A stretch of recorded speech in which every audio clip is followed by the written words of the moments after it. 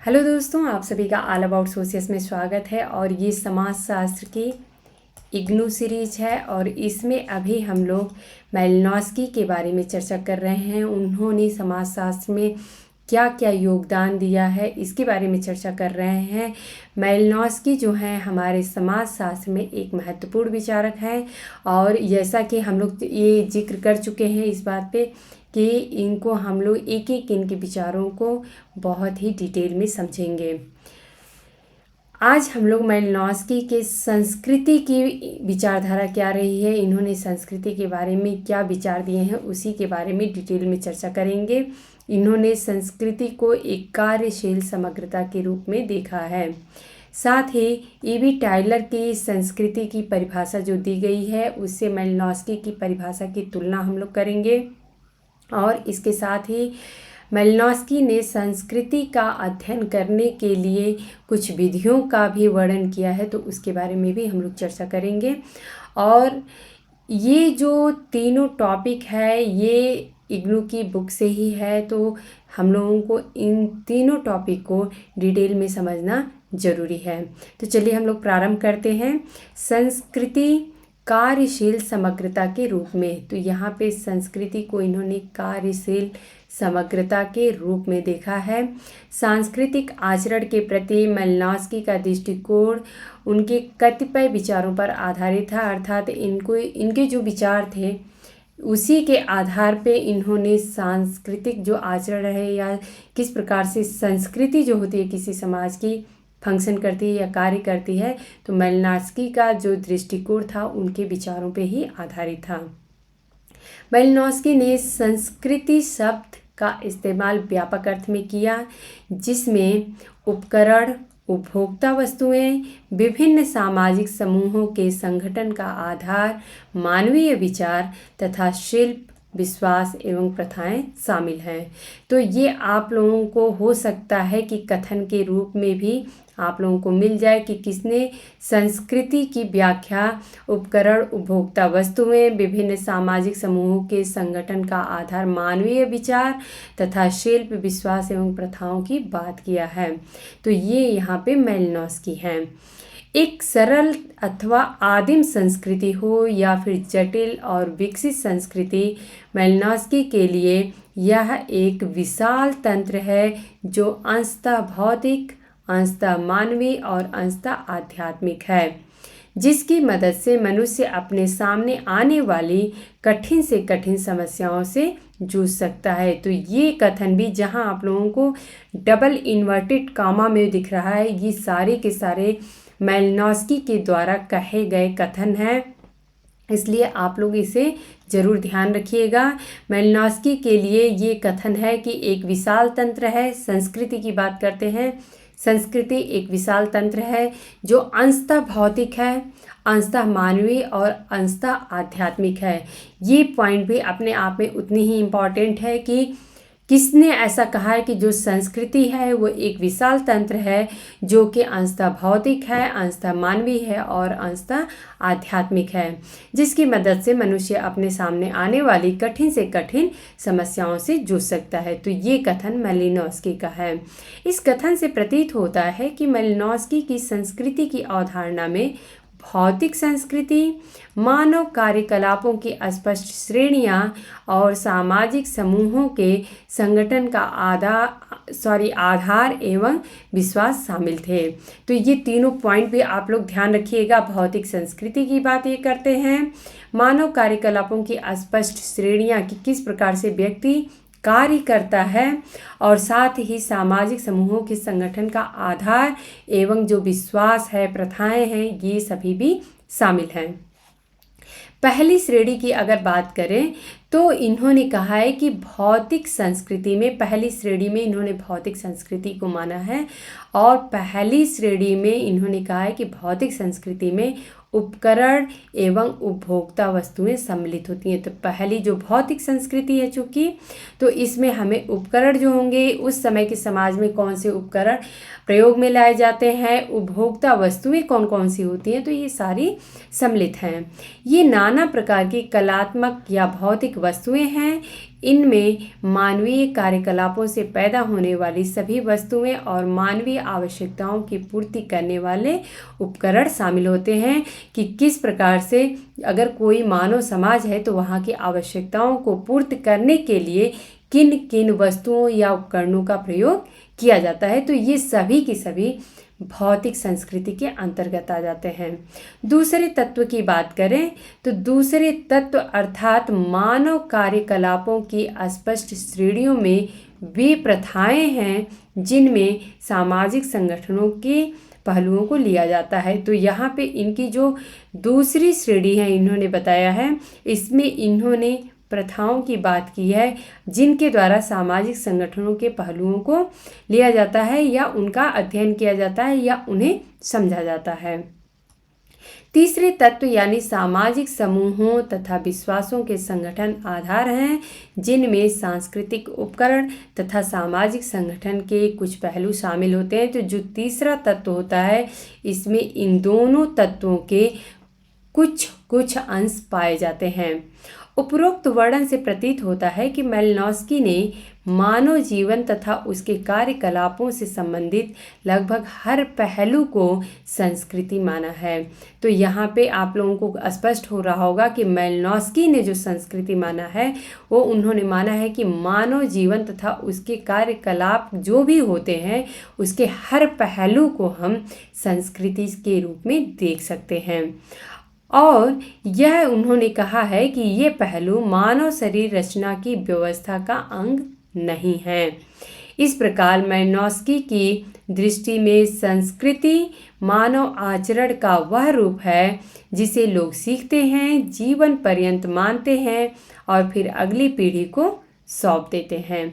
इस तरह सीखे गए आचरण के विन्यासों से जुड़ी भौतिक संस्कृति भी इसमें समाहित होती है। तो यहाँ पे आप लोग मेलिनोव्स्की ने संस्कृति को किस प्रकार से 3 भागों में खंडों में विभाजित करके और तब संपूर्ण संस्कृति को मेलिनोव्स्की समझते हैं, यहाँ पे हम लोगों ने इस बात की चर्चा की। अब यहाँ पे हम लोग समझते हैं कि मेलिनोव्स्की ने क्या परिभाषा दी है और E.B. टाइलर ने संस्कृति की क्या परिभाषा दी है।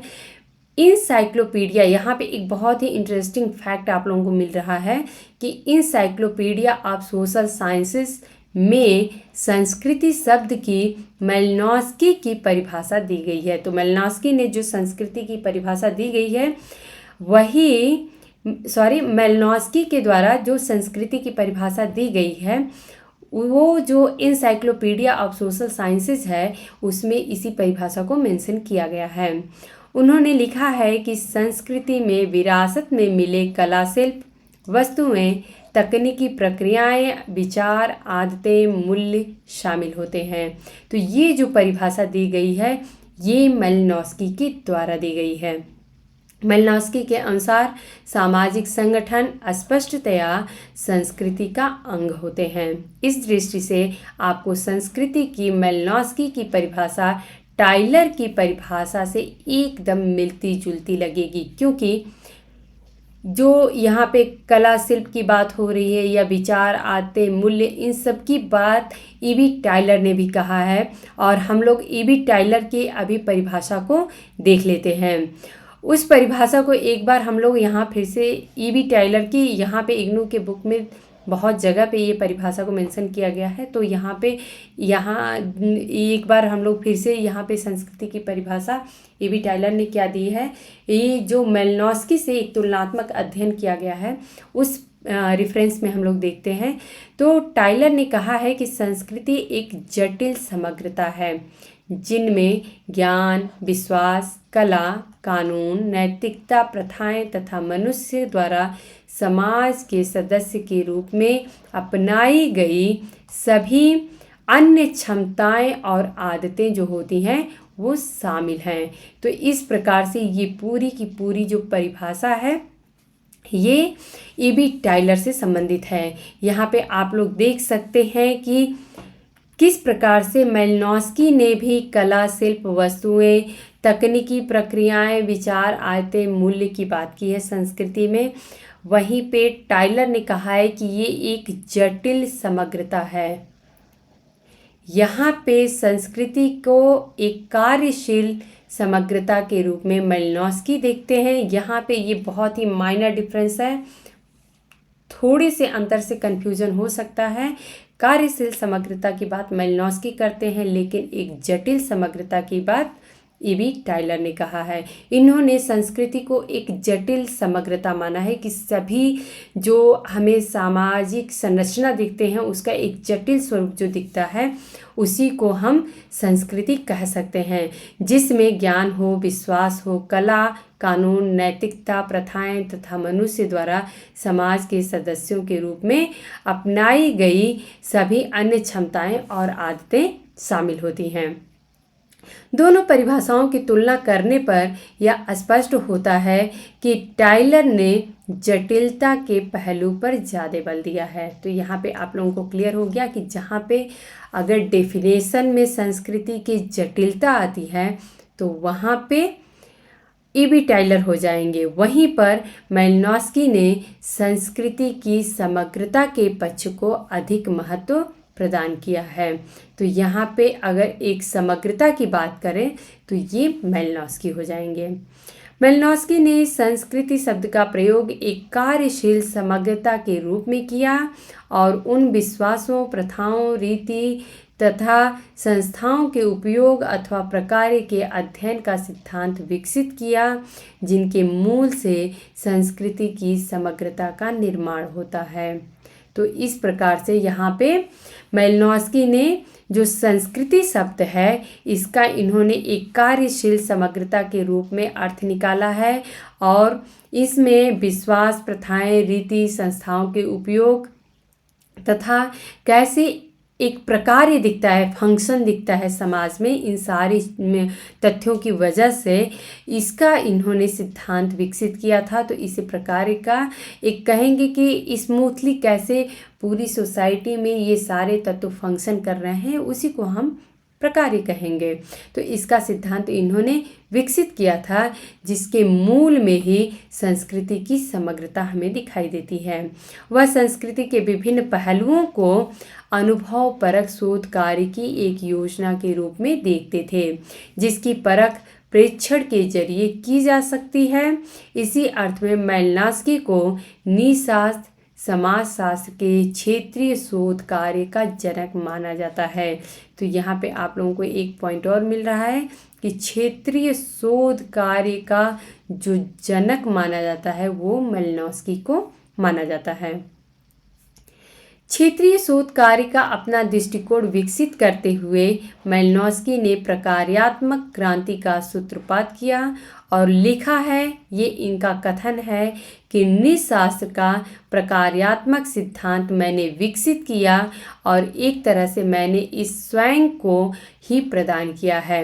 तो इन्होंने कहा है कि नीतिशास्त्र का प्रकार्यात्मक सिद्धांत मैंने विकसित किया है और एक तरह से ये देखा जाए तो मैंने इसे अपने आप को ही प्रदान किया है, अर्थात अपने लिए ही किया है। ये कथन अपने आप में महत्वपूर्ण हो जाता है और हो सकता है कि आगामी किसी परीक्षा में पूछ दिया जाए कि ये कथन किसका है, तो इसे आप लोग ज़रूर ध्यान रखिएगा। ये कथन मेलिनोस्की का है। इसमें कोई अहंकार की बात नहीं है। मेलिनोस्की ने क्षेत्रीय शोध कार्य के अपने कष्ट साध्य अनुभवों का ब्यौरा पहले 1922 में अपने प्रबंध आर्गोनॉट्स ऑफ द वेस्टर्न पैसिफिक में प्रकाशित किया था। तो इन्होंने जो भी फील्ड वर्क किया था अपना, इन्होंने वहाँ पे जाके और रहे थे उन लोगों के बीच में 3 महीने तक, जो टोबिएंट आइलैंडर्स थे उनके बीच में रह के उनकी भाषा सीख के और फिर इस प्रकार से उन्होंने वहाँ पे जो क्षेत्रीय शोध कार्य किया था तो उसका जो पहला जो जिक्र होता है या हमें उनका जो अनुभव देखने को मिलता है कि कहाँ पे उन्होंने इस बात की चर्चा की है, तो ये है आर्गोनॉट्स ऑफ द वेस्टर्न पैसिफिक जो कि 1922 में प्रकाशित हुई थी। उनकी मान्यता थी कि किसी प्रथा अथवा संस्था के प्रकार को इस अर्थ में समझना चाहिए कि वह संस्कृति की समग्रता बनाए रखने के लिए किस हद तक सहायक होती है। मैलिनोव्स्की ने कहा है कि संस्कृति का अध्ययन अपने आप में एक स्वतंत्र अस्तित्व रखता है। उसका अध्ययन स्वपर्याप्त यथार्थता की तरह किया जाना चाहिए, अर्थात सेल्फ कॉन्टेंट रियलिटी। इसको किसी और की ज़रूरत नहीं है अपनी सच्चाई को बताने के लिए। वो खुद अपने आप में ही सफिशिएंट होता है, सेल्फ सफिशिएंट होता है, और जो वास्तविकता होती है वही दिखाई देती है। अब यहाँ पे हम लोग संस्कृति के अध्ययन की इन्होंने कुछ विधियाँ बताई हैं, उसको चर्चा कर लेते हैं। तो अभी तक तो हम लोग मैलिनोव्स्की के संस्कृति के बारे में क्या विचार थे उसको हम लोगों ने समझा। ई.बी. टाइलर के जो कथन है, संस्कृति की परिभाषा है, उससे काफ़ी मिलता जुलता परिभाषा हमें मैलिनोव्स्की की दिखती है। मैलिनोव्स्की जो है वो एक कार्यशील समग्रता के रूप में संस्कृति को देखते हैं, वहीं पे जो ई.बी. टाइलर हैं वो एक जटिलता के रूप में देखते हैं। यहाँ पे अब संस्कृति के अध्ययन की विधियाँ देखते हैं कि मैलिनोव्स्की ने क्या कहा है। तो मैलिनोव्स्की ने कार्यशील इकाई के रूप में संस्कृति का अध्ययन करने के लिए क्षेत्रीय शोध कार्य की विधियाँ विकसित की। क्षेत्रीय शोध कार्य की विधियों पर इतना अधिक जोर देने के फलस्वरूप प्रकार्यवाद की उनकी अवधारणा ने समूचे निशास्त्र विषय में क्रांति ला दी। संस्कृति के विवेचन एवं विश्लेषण के लिए उन दिनों इस्तेमाल की जाने वाली शब्दावली में भी आमूल परिवर्तन हो गया। अर्थात संस्कृति की परिभाषा देने के लिए या उसको एक्सप्लेन करने के लिए जो शब्दावली यूज की जाती थी उसमें भी परिवर्तन देखने को मिला मैलिनोव्स्की के समय में। अब उस सामग्री के 3 प्रमुख प्रकारों का उल्लेख किया जा रहा है जो मैलिनोव्स्की के अनुसार तथ्य एकत्रीकरण की विशेष विधियों के लिए आवश्यक है। तो यहाँ पे तथ्यों को किस प्रकार से एकत्रित करें, इसके लिए मैलिनोव्स्की ने कुछ उपाय बताए हैं। पहला इन्होंने कहा है कि संस्कृति विशेष की प्रथाओं और संस्थाओं को विस्तार से प्रस्तुत करने के लिए ठोस प्रमाण के आधार पर सांख्यिकीय प्रलेख की बातें करते हैं कि विधि प्रस्तुत की थी उन्होंने। तो स्टैटिकल डॉक्यूमेंटेशन की बात मैलिनोव्स्की करते हैं। सबसे पहले इन्होंने जो संस्कृति की प्रथाएं हैं या फिर जो भी उससे जुड़ी हुई संस्थाएं हैं, इनको परिभाषित करने के लिए या उनकी व्याख्या करने के लिए इन्होंने स्टैटिकल डॉक्यूमेंटेशन अर्थात सांख्यिकीय प्रलेख विधि का उपयोग किया है। उनका कहना था कि क्षेत्रीय शोधकर्ता को हर कार्यकलाप के सभी तत्वों को समझना चाहिए, साथ में लोगों से प्राप्त ब्यौरों, मतों तथा वास्तविक प्रकरणों के प्रेक्षण से हर कार्यकलाप के भिन्न भिन्न पहलुओं में संबंध को भी समझना चाहिए कि किस प्रकार से जो भी क्रियाकलाप हो रहा है उनमें क्या सहसंबंध पाया जा रहा है, तो उसे भी हमें समझना उतना ही आवश्यक है। दूसरा पॉइंट ये कहते हैं कि रोज़मर्रा के जीवन के सामाजिक कार्यकलापों का बारीकी से प्रेक्षण किया जाए और उसके परिणाम स्वरूप विशेष निशास्त्र डायरी में विस्तार से दर्ज किए जाएं। तो ये बात कहते हैं मैलिनोव्स्की कि जो रोज़मर्रा के जीवन के जो सामाजिक कार्यकलाप होते हैं उनको हमें बारीकी से प्रेक्षण करना चाहिए और क्या आखिर में निष्कर्ष निकलता है उसके परिणाम को विशेष निशास्त्र डायरी में विस्तार रूप से दर्ज किया जाना चाहिए। मैलिनोव्स्की लिखते हैं कि स्थानीय प्रथा के नियम आदि समझने के लिए स्थानीय लोगों के कथनों तथा तथ्यों से स्पष्ट बोध विकसित करने से हमें मालूम होता है कि इस तरह से मिले बोध का वास्तविक जीवन से लंबा चौड़ा लेना देना नहीं है, क्योंकि जीवन कभी भी नियमों के एकदम अनुरूप नहीं चलता है। अर्थात अगर हम सोचें कि हम अपने जीवन में एक ऐसा रूटीन बनाएंगे जो कि उसी को हम फॉलो करेंगे, उससे अलग हम कुछ भी नहीं करेंगे, एक डिसिप्लिन मेंटेन करेंगे, लेकिन जो एक व्यवहारिक जीवन होता है उसका उन नियमों से या हम जो रूल्स रेगुलेशन अपने जीवन के लिए बनाते हैं उससे उनका लेना देना नहीं होता है, क्योंकि एकदम उसके अनुरूप हम नहीं चल पाते हैं। हमें यह भी ध्यान देना होगा कि किसी प्रथा पर आचरण किस प्रकार से होता है और जिन नियमों का निर्धारण निजाति विवरण देने वाले करते हैं उनका पालन करने में स्थानीय लोगों का आचरण कैसा है। अर्थात अगर कोई निजात शास्त्री है कोई और वो किसी भी घटना को किसी समाज के देख के और जिस प्रकार से वर्णन कर रहा है, ये भी उतना ज़्यादा महत्वपूर्ण नहीं है जितना कि जो उस समाज के खुद के लोग जो हैं वो उसको किस रूप में देखते हैं। तो यहाँ पे कहा गया है कि हमें यह भी ध्यान से देखना होगा कि किसी प्रथा पर आचरण किस प्रकार से होता है और जिन नियमों का निर्धारण कि यहाँ पे इस समाज में इस प्रकार के नियम देखने को मिलते हैं, ऐसा नियमों का निर्धारण अगर कोई निजाति विवरण देने वाला करता है तो उनका पालन करने वाले स्थानीय लोगों का आचरण कैसा है, ये भी हमें एक महत्वपूर्ण फैक्ट हो जाता है समझने में। हमें अपवादों पर भी ध्यान देना चाहिए, क्योंकि समाजशास्त्रीय क्षेत्र में अपवाद हमेशा होते रहते हैं। सबसे पहली चीज़ है कि समाजशास्त्र में हम कोई भी जब रिसर्च करते हैं तो पूरी तरह से वो क्वांटिटेटिव नहीं होता है, चूँकि हम व्यक्तियों पे रिसर्च करते हैं इसलिए वह क्वालिटेटिव होता है।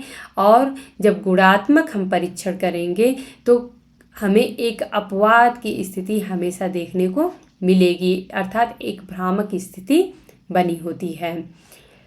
तीसरा पॉइंट उन्होंने कहा था कि क्षेत्रीय शोधकर्ताओं को सलाह दी कि वे स्थानीय लोगों के मनोविज्ञान को समझने के लिए निजाति विवरणों, विशिष्ट उल्लेखों, कथनों तथा जादू सिद्धांतों एवं लोक कथाओं के तत्वों को एकत्र करें। तो यहाँ पे मालिनोव्स्की का मानना था कि अगर हमें किसी क्षेत्रीय समुदाय या किसी क्षेत्र विशेष का अध्ययन करना है या वहाँ की संस्कृति का अध्ययन करना है तो वहाँ की जो एक से एक कोई लोक कथा है या फिर वहाँ पे जादू सिद्धांत क्या होते हैं या फिर वहाँ पे जो एक वहाँ पे क्षेत्रीय स्तर पे कहा जाए लोकल लेवल पे जो भी हमें क्रियाकलाप देखने को मिलता है तो उन सारी चीज़ों से जुड़े हुए फैक्ट्स हमें इकट्ठे करने चाहिए। मालिनोव्स्की स्थानीय लोगों के मन, वचन और कर्म में अंतर की जटिलता को समझने के पक्ष में थे कि आखिर में जैसा ये लोग सोचते हैं क्या वैसा ही ये लोग बोलते भी हैं और जैसा बोलते हैं क्या वैसे ही ये लोग करते भी हैं, इनमें कोई अंतर भी है या एक जैसा ही इन लोगों का सोचना, बोलना और करना होता है। दूसरे शब्दों में शोधकर्ता को देखना चाहिए कि अपने कार्यकलापों के बारे में लोग क्या कहते हैं। दूसरा, देखना चाहिए कि लोग वास्तव में क्या करते हैं और तीसरा कि वे इस बारे में क्या सोचते हैं। मालिनोव्स्की की तरह हर प्रतिभाशाली क्षेत्रीय शोधकर्ता को जिन लोगों का अध्ययन करना है उसे उनके साथ आत्मीयता विकसित करनी है। मालिनोव्स्की संस्कृतियों को कार्यशील इकाइयों से मिलकर बनी समग्रता मानते हैं। तो यहाँ पे आप लोगों को मालिनोव्स्की की अगर संस्कृति की परिभाषा देखेंगे तो इन्होंने एक कार्यशील समग्रता की बात की है। ये आप लोग इनकी की टर्म में जरूर याद रखिएगा। उनके अनुसार संस्कृति के सभी पहलू सामाजिक समूह के सदस्यों का कोई न कोई अर्थ प्रदान करते हैं। एक तरह से वे लोगों की आवश्यकताओं की पूर्ति के साधन हैं। यही उनका एक साथ रहने का तार्किक आधार भी है, क्योंकि जब कोई समाज में लोग आवश्यकताओं की अपनी पूर्ति के लिए एक दूसरे पर निर्भर होते हैं तो फिर लोगों का एक साथ रहना भी तार्किक हो जाता है। आवश्यकताओं के संदर्भ में संस्कृति की व्याख्या करने के लिए मालिनोव्स्की को मनोविज्ञान के क्षेत्र में उतरना पड़ा था। तो दोस्तों, आज ये मालिनोव्स्की से संबंधित आखिर में इन्होंने संस्कृति को किस रूप में देखा था, किस प्रकार से समझा था, इसके बारे में हम लोग चर्चा किए। और अपने अगले लेक्चर में इनका एक बहुत ही इम्पॉर्टेंट थ्योरी है आवश्यकताओं का सिद्धांत की बात ये करते हैं, तो अपने नेक्स्ट लेक्चर में हम लोग उसके बारे में डिटेल में चर्चा करेंगे। और अगर आप लोगों को मेरा लेक्चर पसंद आता है, अच्छे से समझ में आता है, तो आप लोग कमेंट करिए, लाइक करिए, अपने दोस्तों में शेयर करिए। धन्यवाद।